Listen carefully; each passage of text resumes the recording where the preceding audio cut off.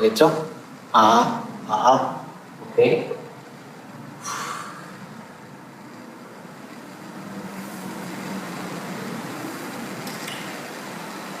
안녕하세요. 설립기 기동원입니다. 자, 이제 대기 과학의 시간입니다. 14시 대기의 특성에 대해서 설명드리도록 하겠습니다. 자, 무엇을 다루냐? 대기의 특성에서는요, 대기의 평형적인 성질을 다루게 됩니다. 그렇기 때문에 대기의 구조와 성질, 대기의 조준과 진화, 마지막으로 국사와 열시기에 대해서 공부하도록 하겠습니다. 대기의 구조 먼저 들어가도록 하겠습니다. 지구의 대기 중 변하지 않는 것은 대기의 구조입니다. 대기의 구조는 시간에 따라서 크게 변하지 않습니다. 대기의 구조란 기온, 기압, 물질의 연직 분포에 따른 대기의 분리입니다. 이제 이 각각의 분포를 먼저 파악하고 다른 기온, 기압, 물질의 분포를 먼저 파악하고 이를 통해서 대기를 분류하고 각각 성질을 알아보겠습니다. 기온 먼저 다른 기압, 물질로 나아가도록 하겠습니다. 기온의 연직 분포는 다음과 같이 생겼습니다. 감소하다가 증가, 감소하다가 증가. 이렇게 들쭉날쭉합니다. 기온이 감소하는 부분과 증가하는 부분을 나눌 수 있겠죠. 이제 아래서부터 위로 감소하는 부분은 대륙권, 증가하는 부분은 상층권, 내려가는 부분은 중간권, 올라가는 부분은 열권. 이렇게 네 가지로 구분할 수 있겠습니다. 대륙권 같은 경우에는 가장 많이 있기 때문에 밀도가 높습니다. 그리고 온도가 위가 더 많이 높기 때문에 대류가 발생할 수 있죠. 그리고 온도가 올라갈수록 차갑니다. 성층권 같은 경우에는 이제 대류가 발생하지 않고 오존층이 중간에 존재합니다. 그리고 온도가 상승하고 중간권은 온도가 가장 낮은 구역이고요. 그리고 위성과 야광이 발생할 수 있습니다. 그리고 열권 같은 경우는 대기 입자랑 상호작용을 무시할 수 있습니다. 자, 대류권은 지면에서부터 오는 에너지가 온도를 결정합니다. 온도, 지면과 원이 가깝기 때문에 그렇고요.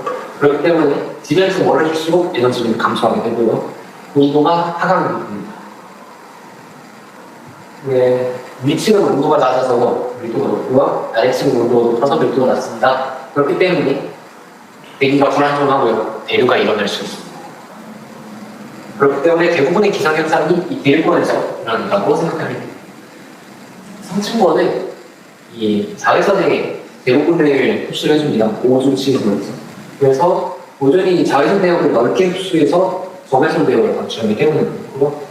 이 오존의 생성 분해 모두 자외선의 상호작용으로 발생하기 때문입니다. 이 자외선을 흡수하기 때문에 오존층은 온도를 흡수하면 온도가 높아지는 거예요. 그래서 오존층 근처에서 온도 상승이 일어날 수 있고요. 이 성층권이 지구 표면에서 생물이 살 수 있는 오존층입니다. 다음. 중간권은 온도가 다시 하락하는데 여론의 주제가 이유입니다. 아래서 오존층이 여론이었는데요. 오존층은 멀어지면서 여론이 부재가 됐고요. 또한 지구 복사도 많이 멀어지고 이산화탄소층 때문에 지구 복사가 다시 재흡수가 되면서 여기 중간권까지 효과적으로 도달하지 못합니다. 그리고 열권은 온도가 다시 높아지는데 이는 태양과 매우 가까워지기 때문입니다. 그래서 태양의 에너지를 더 많이 흡수하고 공기가 희박하기 때문에 서로 충돌을 별로 안 하게 돼요. 그래서 온도가 매우 빠르게 효과적으로 상승할 수 있게 돼요. 다음으로 대기의 기압 템포 보겠습니다. 대기는 연직 방향으로 정력학적 표현상태입니다. 정력학적 표현상태 다시 왔죠. 근데 여기서 약간 다른 형태를 띄고 있습니다. 높이가 작은 상자를 높이가 근데 낮은 상자를 생각을 했을 때 압력이 만족해야 되는 조건이 뭘까요? 보여봅시다. 밀도가 low, P 플러스 델타 Z, 높이가 델타 Z 라고 했을 때 이 상자가 받는 총 힘을 생각을 해봅시다. 이 단위적으로 A라고 생각을 합시다. 위아래 둘다 A 그랬을 때 이 전체 압력은 이 PZ가 주는 거는 위쪽으로 힘을 주겠죠. 그렇기 때문에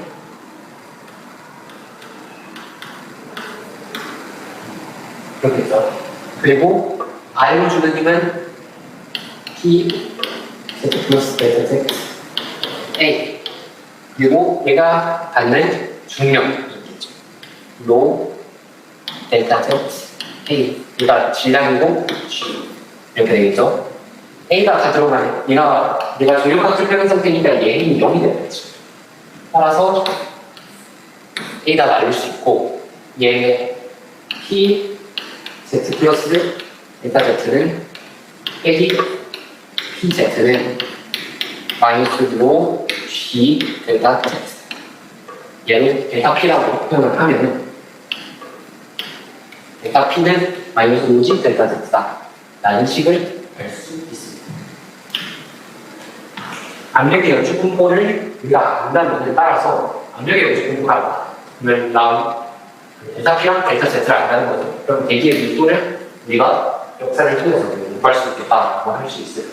이 통해서 구한 밀도는 복부의 물질 분포를 알기 위해 사용되게 됩니다. 자, 대기의 온도와 압력, 밀도를 바탕으로 우리는 평균 분자를 알 수 있습니다. 이 상태 상태한 방식에 이렇게 계산할 수 있는 거 한번 해볼까요? 이걸 해야지 시간을 세울 수 있습니다. PV는 에너지죠. 이 P는 V분의 M T라고 할 수 있습니다. 근데 평균 분자를 M이라고 하면 V분의 M을 뭐라고 할 수 있습니다. 따라서 V분의 N은요 M분의 로, 따라서 M분의 로 반 X분의 P죠. 따라서 M은 뭐가 되냐? P분의 로 N T다. 온도 연축 분포 알죠? 압력 연축 분포 알죠? 앞에 전력 적평형으로 로 알죠? 그래서 M을 구할 수 있습니다. 이렇게 구해보면요, 평균 분자량은 방과 같이 일정하다가 확 감소하는 형태를 띠게 됩니다. 이 일정한 구간의 균질권, 이게 물체가 균질하게 쌓였다 해서 균질권이라고 하고, 점점 올라가는 것을 비균질권이라고 합니다. 왜냐하면은 이 균질권 같은 경우에는 대기 현상이 일어나는 거니까, 그렇기 때문에 대기 현상으로 굉장히 끊임없이 섞일 수 있어서 표현을 도달했다라는 생각을 하시면 됩니다. 우리 대기의 구성은 대기는 엄청 많은 분자들의 종류로 구성이 되어 있습니다. 비율순으로 나누면 하면 지소, 산소, 아르고, 이산화탄소, 네온, 펜, CH4, 프로피톤, 보통절정이 있죠. 또한 그 지면에 따른 위치에 따라서 수증기가 보면 4% 정도 포함이 될 수 있습니다. 이 지구를 구성하는 성분 중에 이산화탄소와 메탄 같은 경우는 적외선에 대한 흡수를 굉장히 잘한다. 그렇기 때문에 온실가스 표현을 하고요. 이들은 지구의 에너지를 강하게 제수하고 강하게 흡수하고 방출해가지고 온실가스를 일으킬 수 있습니다.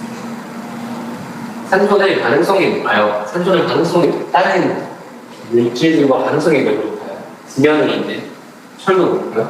그래서 다른 행성 대기에서는 거의 관찰되지 않습니다. 산소는 그냥 그대로 냅두잖아요. 다시 생성되지 않는 상태에서 산소를 그대로 냅두면은 그건 그대로 땅에 재흡수돼가지고 공기 중에 산소는 거의 존재하지 않게 됩니다. 그래서 거의 관찰되지 않고요. 그러면 지구에서 어떻게 관찰되냐면은 생물이 만들어내기 때문이겠죠. 그러면은 지구에 산소는 어떻게 쌓여왔을까요? 초기 지구에는 산소 분자가 거의 없었습니다. 물론 당연히 그렇겠죠. 친구들이 없으니까, 우리 귀여운 친구들이 없으니까 가능성이 낮고 안정적인 수증기, 이산화탄소, 메탄, 아모니아가 그 대신 풍부했습니다. 이제 지구의 온도가 식으면서 안정적인 수증기가 액화되면서 원시 바다를 이루어냈어요. 이제 광합성 생물이 등장하는 겁니다. 광합성 생물이 바다에서 처음으로 등장하게 되는 거예요. 빛을 이용해서 이산화탄소를 배사를 통해서 산소와 다른 에너지원으로 바꾸게 됩니다. 이산화탄소, 사실 그때까지 산소는 불순물이었어요. 그래서 산소는 생산이 됐지만 불순물이다. 이제 초기에는 산소가 바다에 녹아있는 상태일 거 아닙니까? 산소가 바다에 녹아있으면은 그 바다를 구성하는 지면인 철 같은 것들과 반응이 굉장히 많았죠. 산화철 형태로 전환이 될 수 있습니다. 하지만은 산화철이 굉장히 충분히 만들어진 이후에 산소가 대기 중에 쌓이기 시작했고요. 산소가 대기 중에 쌓이다 보니까 오존층이 발생을 했고, 오존층이 이제 생성이 되니까 자연스럽게 차단이 돼서 지구의 육상에 생물 취향을 수 있게 됐습니다. 산소가, 이산화탄소가 감소하는 시기보다 산소가 증가하는 시기가 더 늦잖아요. 그 이유가 왜냐 하면은 산화철이 발생하기 때문이다라고 생각을 하시면 되겠습니다.